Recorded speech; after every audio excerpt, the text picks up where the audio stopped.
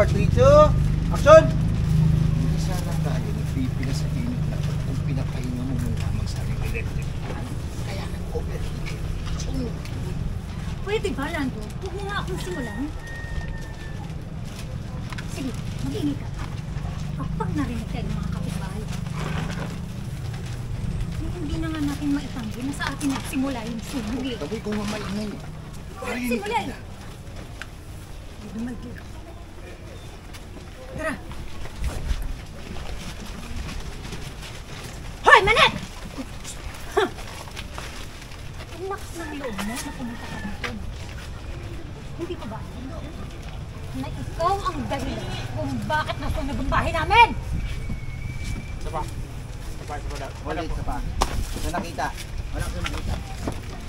Hoy! Phil! Phil! Ready? Da! Huwag lang may minto doon sa kabila. 5, 5, 4, 3, 2, and action! Hoy, Manet! Ang lakas talaga ng loob mo para magpunta ka dito. Hindi mo ba na ikaw ang dahilan kung bakit nasunog ang bahay namin? Ha? Ano pinagsasabi mo? Eh di ba sa inyo nanggaling ang sunog? Yung electric fan mong bulok na pinarentahin siya. Ayun, nagliyab lang. Kaya pala gustong-gusto mong parentahin mo. Dahil alam mo na delikado na siyang gamitin, di ba? Ayan, tingnan mo. Hindi lang kami ang nawala ng bahay. Halos buong barangay. At yan, kasalanan mong lahat yan! Uy, teka muna ha.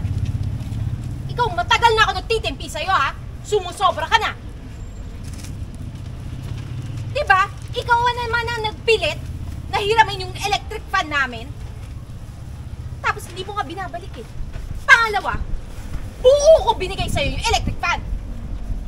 Alam mo, naghahanap ka lang ng masisisi. Ay, teka. Manet, sandali. Sana, binenta mo na lang ang bulok mong electric fan sa junk shop kaysa pinagkakitaan mo. Isipin mo yun, tama siya. Pinarenta mo sa amin para kumita ka. Mukha kang pera eh. Wow, diba? wow, talaga?